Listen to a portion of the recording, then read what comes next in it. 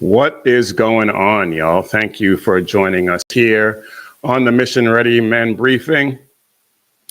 Today is Thursday, February 6th, the year of our Lord, 2025. And we have a ton to get into today. The big story, obviously, is that Trump is planning to take over Gaza. So we're going to get into that. We're going to get into more fraud, waste, and abuse at USAID.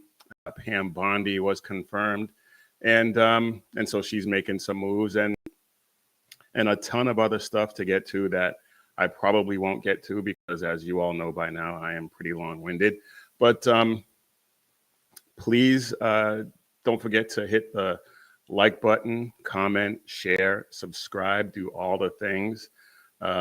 Because a lot of this, all those things play a huge part in us defeating the algorithm that the tech tyrants are using to try and throttle us, despite their overtures to Trump to pay lip service, I guess, to free speech, but they still can't stand us. So go ahead and do all that, and also pray for us. Pray that we have a breakthrough. It's happening. We're seeing the numbers increase. So thank you for your prayers, but pray for us. Pray for Sackhead Sean at the Edge of Liberty, Jersey Joe and the Reaver of Common Sense, and of course the big man himself, BZ, and the Berserk Bobcat Saloon. Pray that we all have a breakout 2025. But thank you for joining us here on the SHR Media Network. And you can follow us on all the socials at Mission Ready Men, Facebook, Instagram, Twitter, Truth Social. And for our merch, head over to missionreadymen.com, shop 7 Armors, and you can check out this design that I'm wearing right here and all the other great designs that we have. And help us out. We would really appreciate it. And like I said, you will love all the great designs that we have over there. Okay, let's get after it. Let's get after it. And real quick, before we get into the show, like I've said before, it's like drinking from a fire hose under this administration. But real quick, Trump was at the National Prayer Breakfast this morning, and it is obvious now that Trump is a changed man since the attempts on his life. It's obvious, and he talked about in one of his speeches, he gave 2 actually, but he talked about the need for America to come back into a relationship with God, and that's not something you hear from most political leaders in this country anyway, and for the most part all around the world. But he said that if we do that, people will be much happier, and he's absolutely right. And he believes that God spared him on that day in Butler, Pennsylvania, so that he could do the job that he's doing right now. And the evidence that we've seen for the past over 2 weeks now, a little over 2 weeks, supports that hypothesis, because it has just been win after win after win after win, and there's really no indication that it's going to slow down. And obviously, this pace probably can't keep up for it the entire 4 years.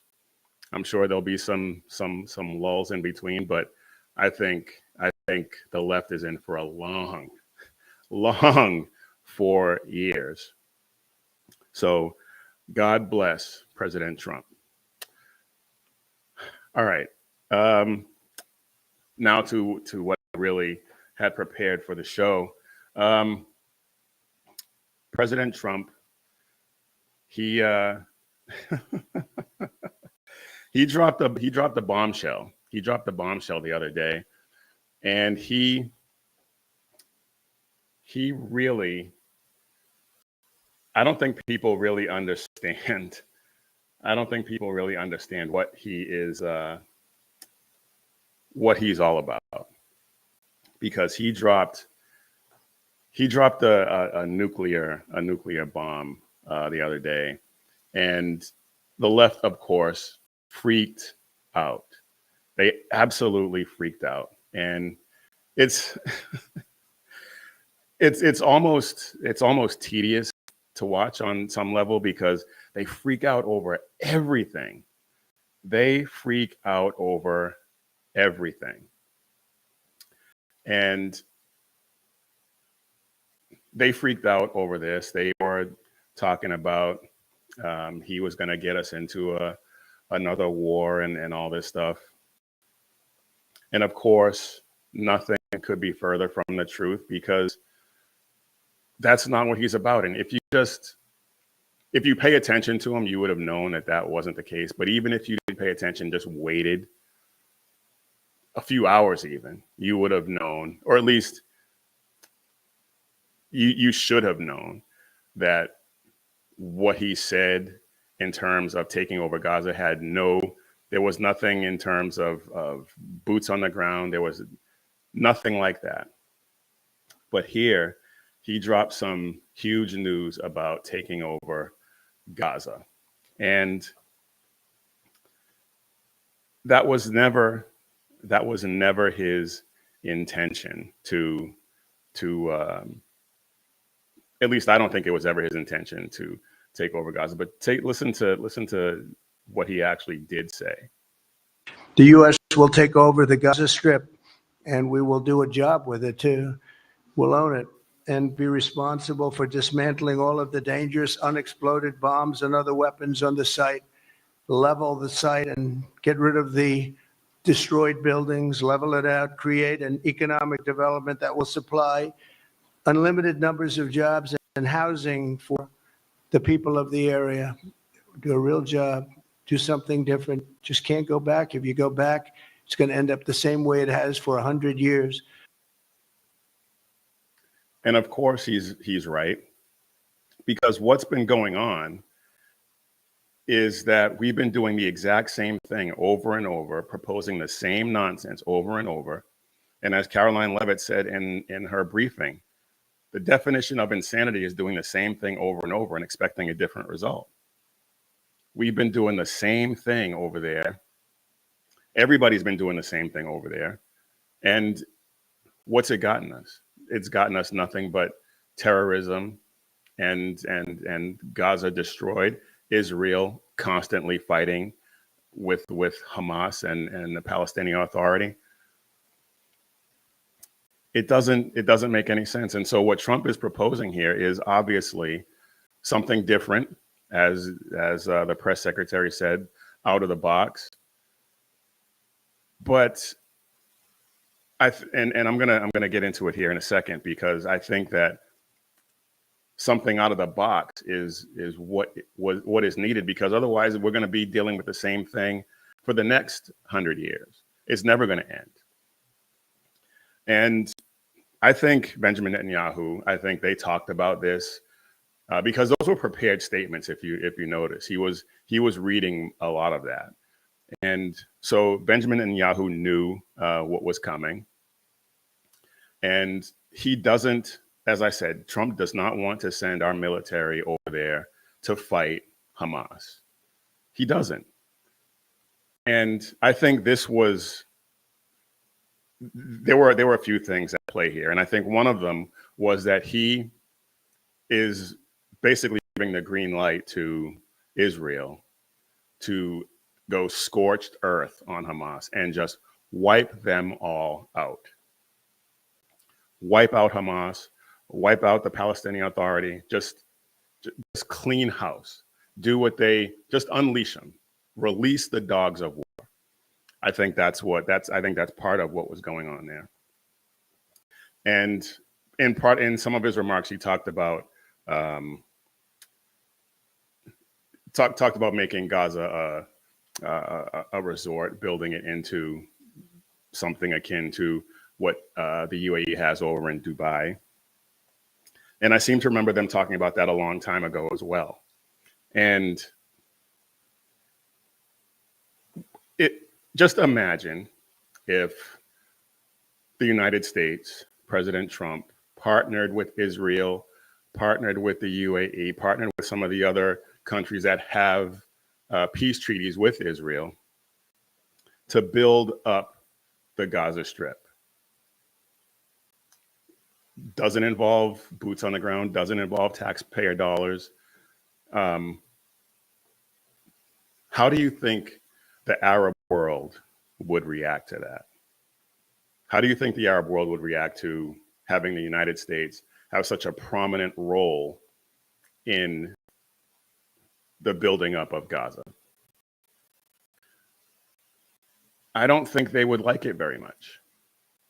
I really don't. And so another aspect of what Trump was doing here is basically galvanizing the Arab world to say, okay, we don't want the United States involved in this. So how can we do this ourselves? And that's going to involve them doing something with the Palestinian refugees. And I'm going to talk about that in a second as well. Well, no, let's get into it now, because right now the Arab world does not want anything to do with the Palestinian refugees, quote unquote, because wherever they go, they cause trouble. Wherever they go, they want to take over. They want to cause chaos. They want to start coups and start terrorist attacks and all that nonsense. And I know you're not supposed to paint with a broad brush an entire group of people, but one of the hostages that was recently released talked about how she was being held by a family and with young children. And they were teaching those young children to hate her and to kill Jews. And I started looking at this, and I remember seeing a video a few years ago of a mother, a Palestinian mother, teaching her two children to kill Jews. And then when I started going down that rabbit hole, there was a whole host of videos depicting exactly that. Classrooms full of elementary school children being taught with guns to kill Jews. And so like I said, I know you're not supposed to paint with a broad brush, but what are you going to do? How do you combat that when they're teaching their children basically from the time they can walk that their responsibility is to kill Jews? I don't know, but those kids are indoctrinated, and something's going to have to give over there. And of course, we can't be the policeman involved in all of that. So I think Trump's remarks in that regard were spurring were meant to spur some conversation among the Arab world about how they actually deal with it, because what they've been doing up to this point hasn't worked. And so, because there's already peace treaties in place, and the Arab nations already have a problem with Hamas and the Palestinian Authority, this is an opportunity. This is a huge opportunity to do something different. This is a huge opportunity to possibly get some lasting peace, some sustained peace over in the Middle East. Now, just because he said this, and just because that's what I think, and I've heard other people say similar things, just because that's what's on the table right now, doesn't mean that it's just automatically going to happen. A lot of the things he's done in this country have kind of worked out that way, yes. But this is something that he's going to have to navigate very, very carefully, because floating the idea of taking over Gaza like that, even though it's not his intention to actually take over Gaza. Just like with the tariffs on Canada and Mexico, he talked about that, but then he did it. So it wasn't just an idle threat. And this has to be along those same lines. There has to be something tangible that happens if they can't get their act together over there. So we'll see. Obviously, my prayer is that it works out, that his plan, his 3D, 4D chess, whatever, works out. But like I said, it's something that he is going to have to navigate very, very carefully. So keep that in mind. Keep that in the back of your head. So and see how all this plays out in the next few years, and then we'll see if JD Vance takes over in 4 years, if how he can keep that going. But in the meantime, we have some other stuff to get into over here, and we talked about it last time on Tuesday about USAID, U.S. Agency for International Development. I will not call it USAID. That's the last time you're going to hear me say it. At least I hope I don't slip. But U.S. AID, the U.S. Agency for International Development, is pretty much just a slush fund for regime change around the world, for spreading all kinds of ridiculous nonsense around the world that has absolutely nothing to do with our best interests, as the agency was, that was the intent of the agency when it was created back in 1961. And so what we've seen, excuse me, what we've seen since all of this was exposed is the left losing their collective minds, not because they're not upset that all this wasteful spending was going on. No. They're upset because it got exposed. Imagine being this upset that, well, let's take a look at how upset they are, because it is just these people are lunatics. These people are absolute lunatics. And listen to some of these people lose their minds because Elon Musk and Trump and Doge are exposing the fraud. Not that the fraud exists, but that they're exposing it. And the clip that I'm about to show you, it's not just these people. I mean, it is across the board between elected officials, leftist pundits, American Pravda outlets. They are all, and speaking of American, well, we'll get into that. Just take a look at this. Elon Musk, you didn't create U.S. aid. The United States Congress did for the American people. And you notice he said U.S. aid, because who's against U.S. aid? Who's against aiding people around the world? Well, nobody. Well, I am, but that's something we can get into later. But here we go. And just like Elon Musk did not create U.S. aid, he doesn't have the power to destroy it. And who's going to stop him? We are. We're going to stop him. Elon Musk, you may have illegally seized power over the financial payment systems of the United States Department of Treasury, but you don't control the money of the American people. The United States Congress does that. We are witness. And so he seems proud that the Congress allocated all this money to USAID and has apparently no problem with the way it's being spent.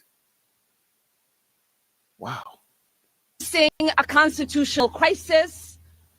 We talked about Trump wanting to be a dictator on day one, and here we are. This is what the beginning of dictatorship looks like. When you gut the Constitution and you install yourself as the sole power, that is how dictators are made. We will not take this. We will fight back. Fight back.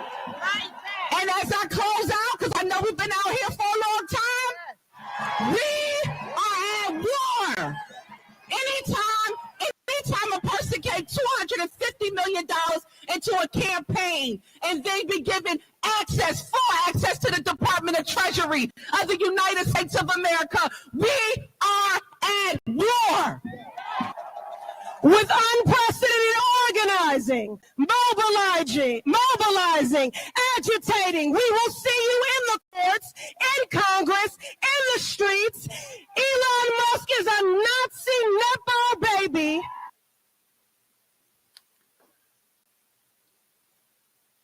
So are you sure that you want to use that language?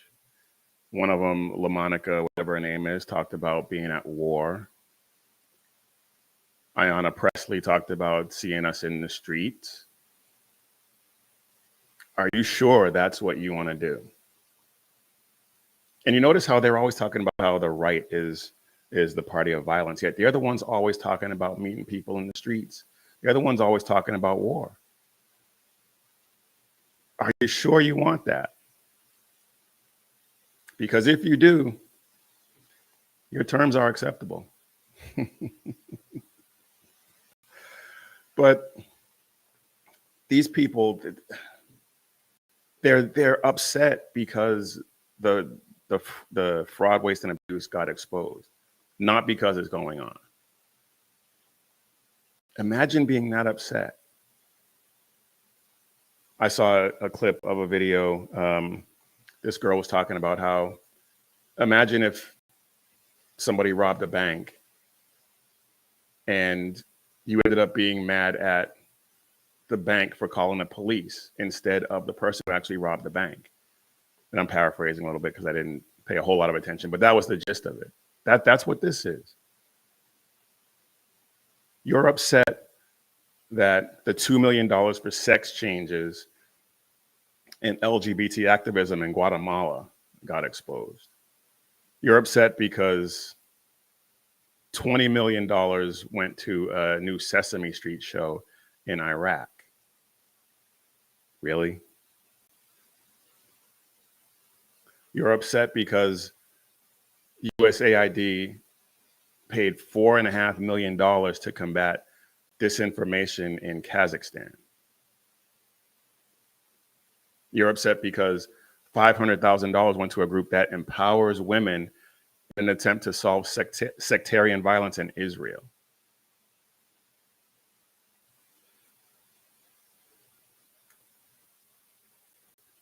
They gave $25 million to Deloitte to promote green transportation in Georgia, and not the Eastern European country, Georgia, not the state. Just millions and millions of dollars. $1.1 million to an Armenian LGBT group.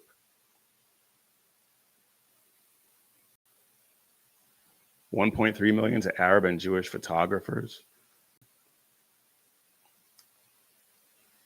$2 million to promote LGBT equality through entrepreneurship in developing Latin American countries. A lot of LGBT stuff, a lot. And here's the thing, and here's my question.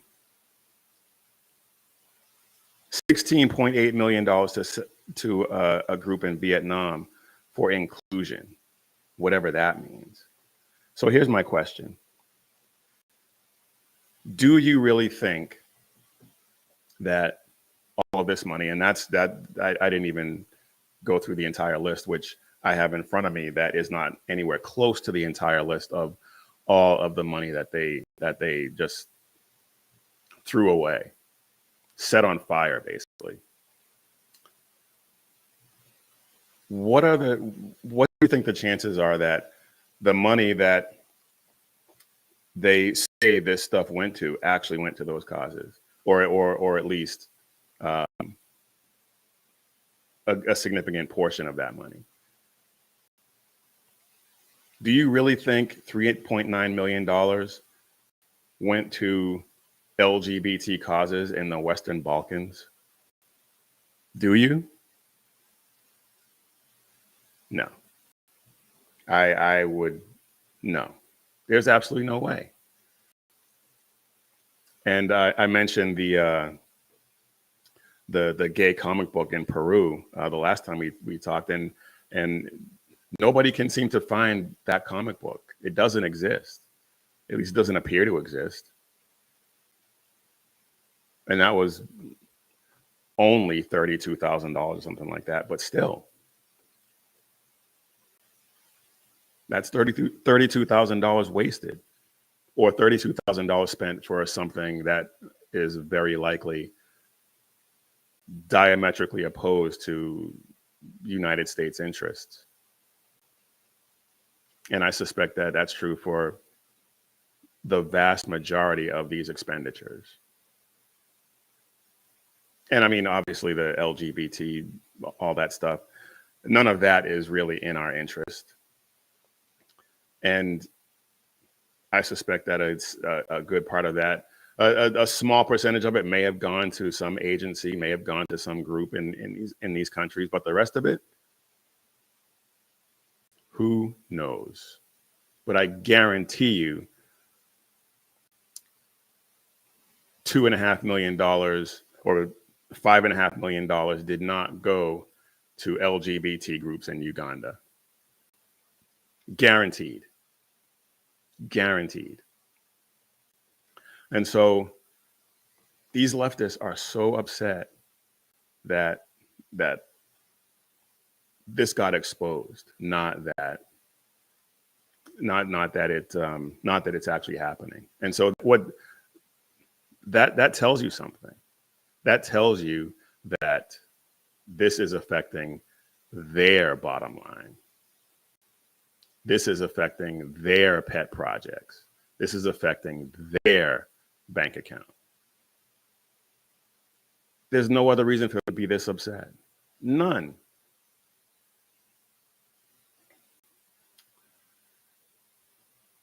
They're also upset because all of this funding got shut down by DOGE, but they're also upset because President Trump pulled out of the United Nations Human Rights Council and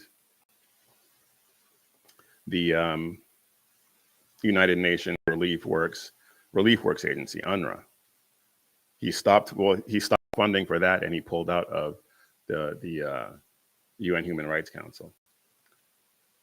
And he also ended funding for UNESCO. I can't remember exactly what that stands for off the top of my head, but they're upset about that too. And as far as I'm concerned, and I said this on Twitter in a number of different posts and replies, as far as I'm concerned, we should just pull out of the UN entirely. Kick them out of New York, use that facility for something productive like homeless veterans, just anything other than housing the United Nations. That's a fraudulent agency all around. They mean absolutely nothing. And the Human Rights Council in particular that he pulled out of, China, one of the absolute biggest violators of human rights, has a seat on the Human Rights. China, I don't think Iran does right now, but they have in the past. Venezuela, a whole host of countries have seats on the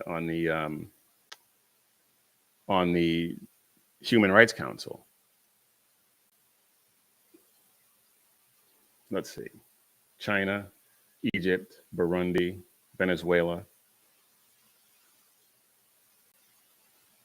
These countries are notorious for violating human rights, and they have seats on the Human Rights Council. What?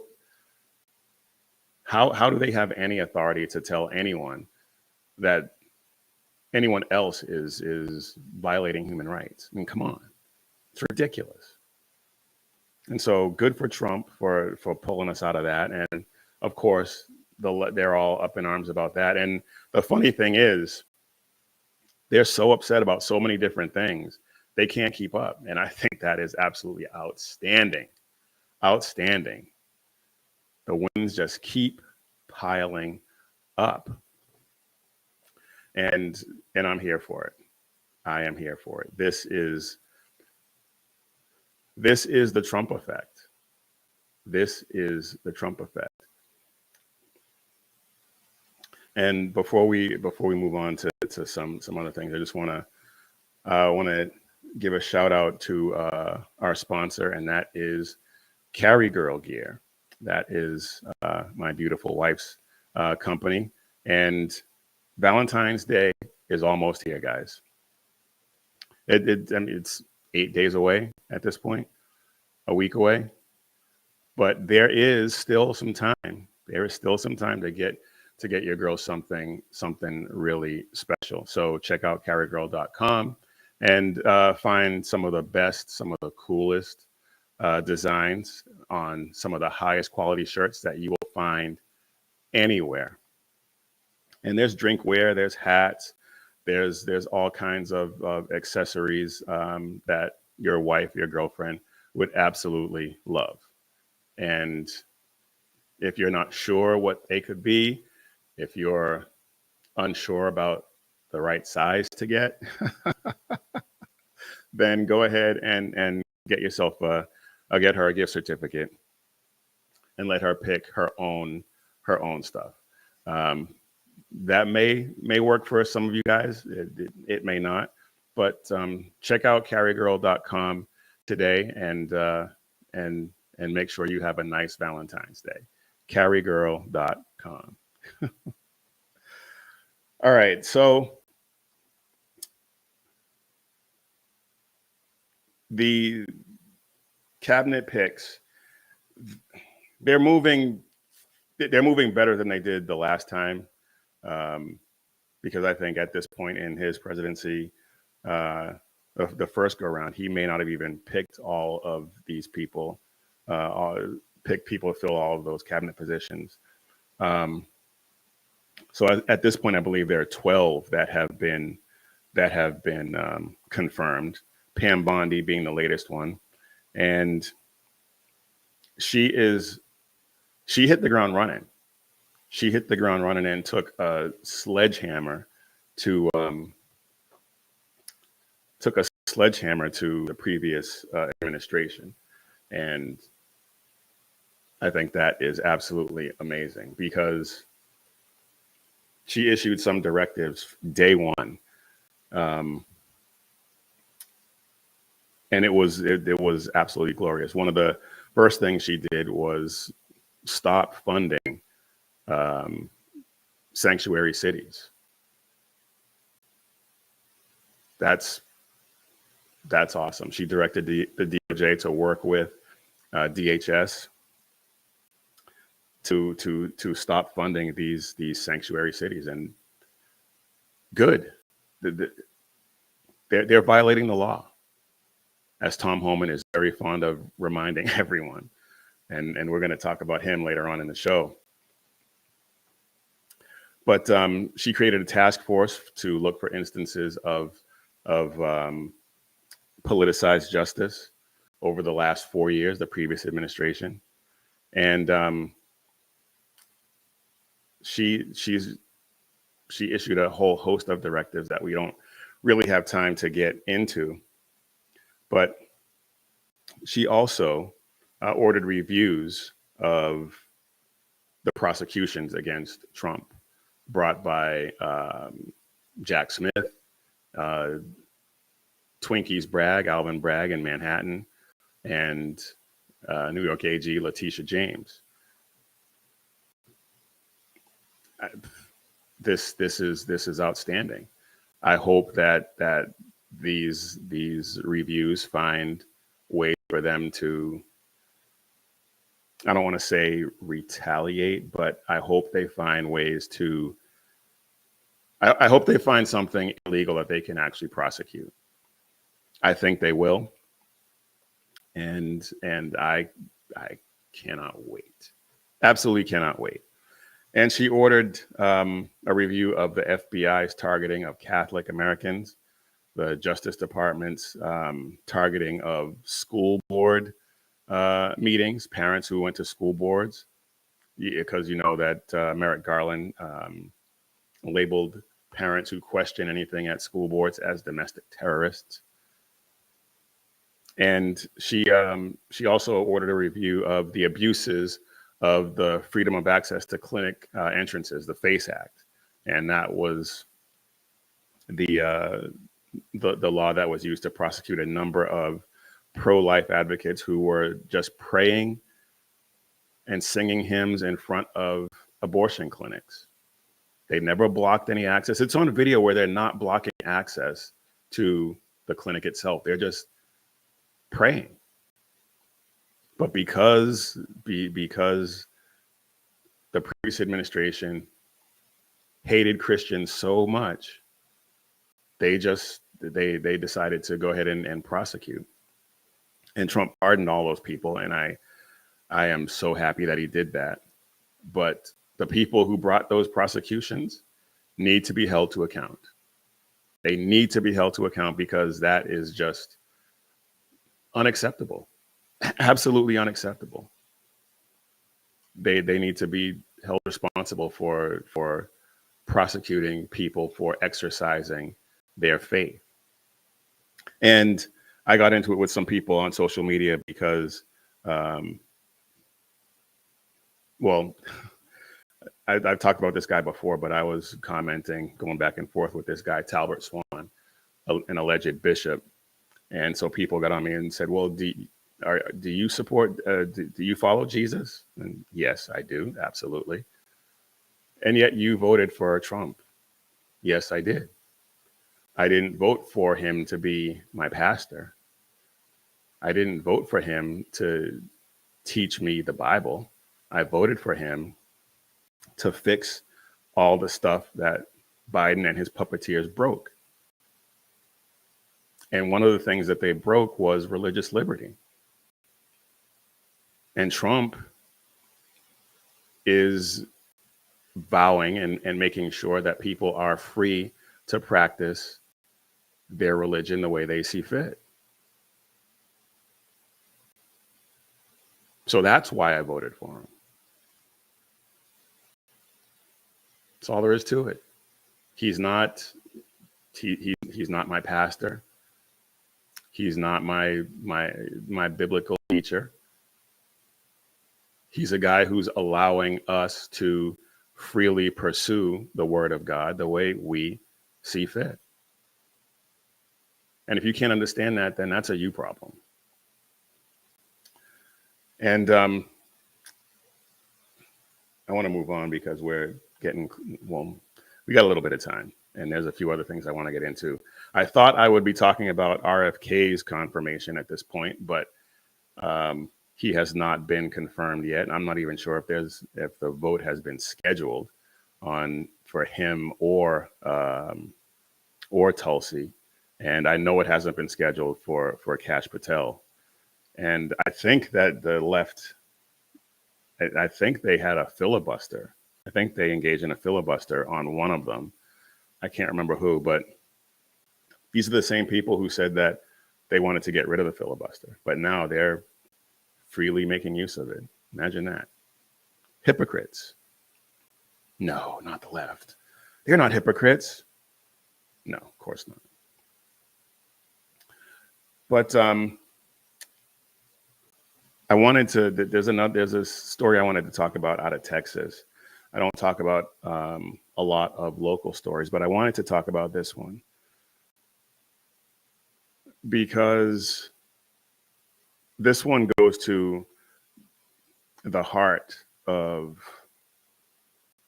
this one kind of goes to the heart of what we want to do here at Mission Ready Men. And it speaks to the biblical mandate that men have been given. And that may seem like a bit of a stretch, but hear me out, because this is the type of thing that you love to see and kind of expect from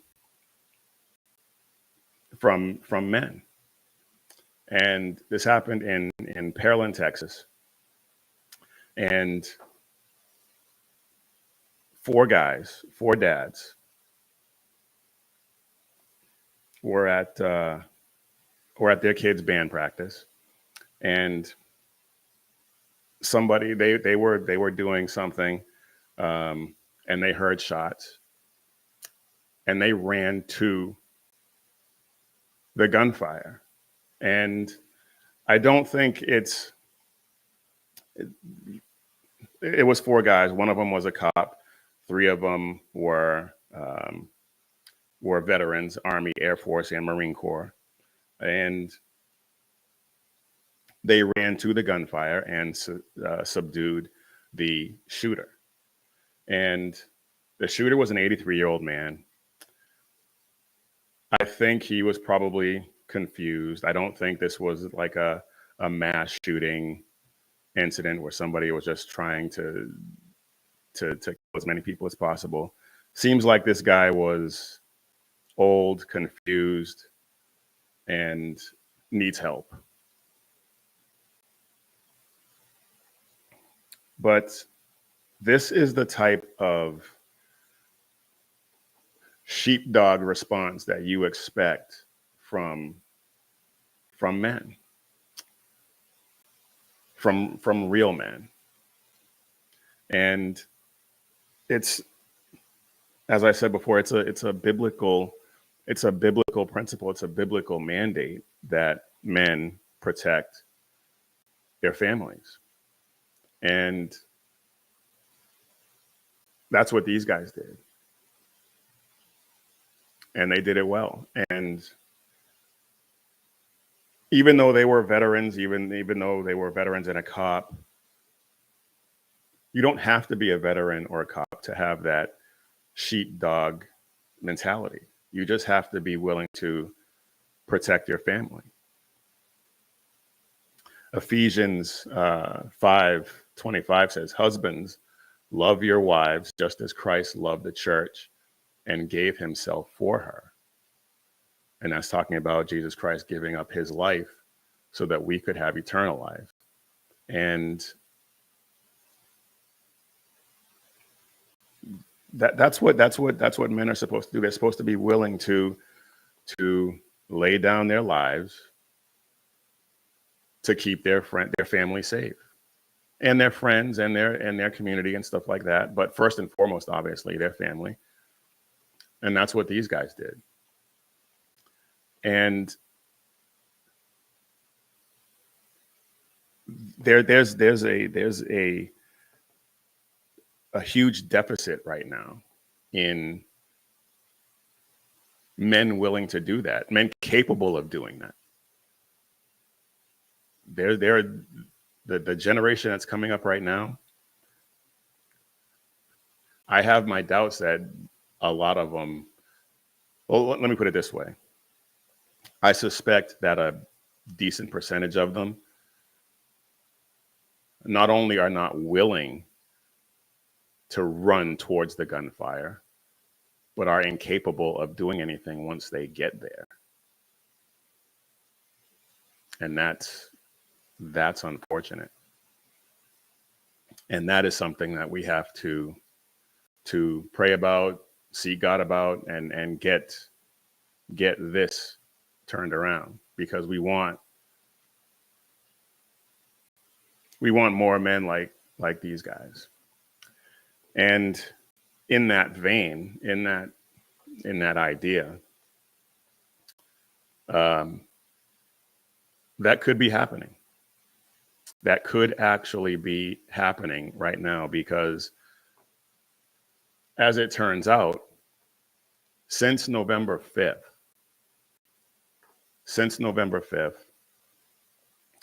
Army recruiting has set record numbers for December and January. And obviously, November 5th was when Trump won the election. And so this has set records going back to decades, I think.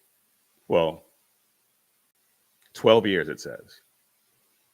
The Army has had its best recruitment totals in 12 years in December, and the first full month after Trump was reelected. That is outstanding. Now, we do still have a problem with our young people being able to deal with the rigors of training. And so that's a problem that hopefully will get sorted out with RFK, as we talked about earlier. But the Army is now expecting to add 10 basic training units in April across Fort Leonard Wood and Fort Sill. That's awesome. We need that. And we can be reasonably confident at this point that these recruits are not going to be drag queens. These recruits are not going to be transgender confused, whatever you want to call it, because Secretary of Defense Pete Hegseth is not having that. So these people, and I'm sure it's men and women, these people are mentally and physically capable of at least rising to the challenge of getting through and succeeding at basic training. And I think that is outstanding. And I think it's only going to get better. I mean, this is just the first couple of months. When we finally start to see some trends, I think we're going to see this trend of recruiting records across the board: Army, Navy, Air Force, Marines, and Coast Guard. Because Trump fired the commandant of the Coast Guard because of all the DEI initiatives that she was putting in place, or she had put in place. So Trump fired her, and Pete Hegseth, SecDef, got rid of all of that DEI nonsense. And so I think across the board, this is going to be really helpful for our armed forces. And we need that. We need that. But let's just bask in the glow of the Trump effect for a second, because when we talked about Gaza and we talked about all the other things that are going on, when we talked about the exposure of the fraud, waste, and abuse, this is all the Trump effect. This is all the Trump effect, and it is. These past 2 weeks have been absolutely out. I knew that if Trump won, and I was really hopeful, prayerful that Trump was going to win, and I knew that if he did win, it was going to be good right out of the gate. What I did not expect was how good it was going to be, because this has been an amazing couple of weeks. just stacking win after win after win. And within the first week of wins was more than anything Bribin and his puppeteers accomplished in the entire 4 years they were taking up space in the White House. This is amazing. And I'm here for it all. I'm here for it all. All right. One last thing before we get you out of here. I talked about Tom Homan earlier, and he's another one that's just been on fire lately. And even before Trump won, just during the campaign, he has been outstanding. And I wanted to show you this because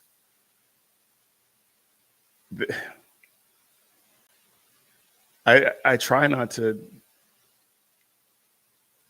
There are some people on the left who are not stupid.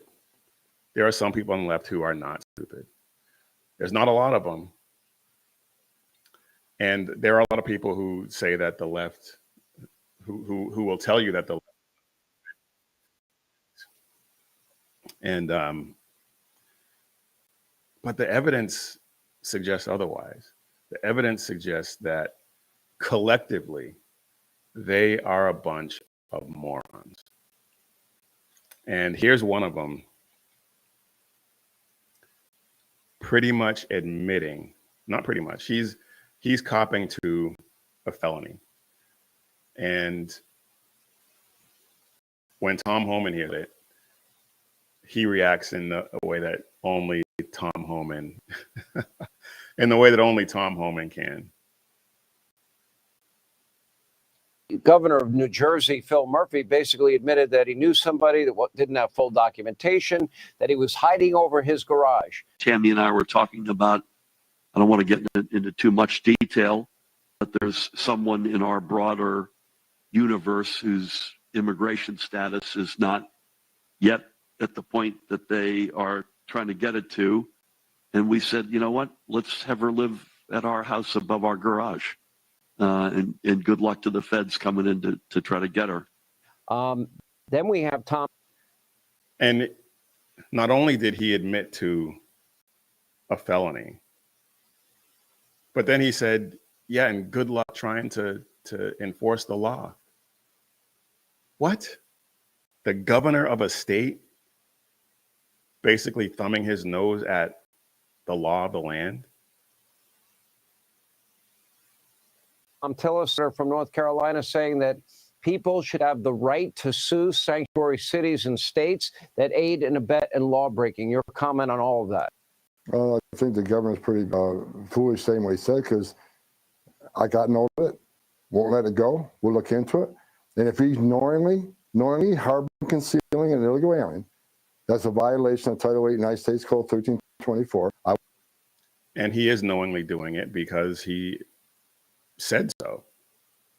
But I get the needle that he's trying to thread here, and I understand why he said it the way he said it, but come on. We'll seek prosecution, or the terror will seek prosecution. So maybe he's bluffing. If he's not, we'll deal with that. And as far as suing sanctuary cities, well, get in line, because the Trump administration is going to do that already. Sanctuary cities are sanctuaries for criminals. There's one example, right? If the young sanctuary cities in New York City, if they would have gave us over the killer of Laken Riley when he got arrested in New York City for endangering a child, he would have been in jail. And he would have never killed Laken Riley. Sanctuary cities are responsible for deaths of thousands of young children throughout my career. And we're going to sue him. And look, if he's got to go to the Supreme Court, that's what President Trump wanted to do. He will end sanctuary cities. Yes. Amen, brother.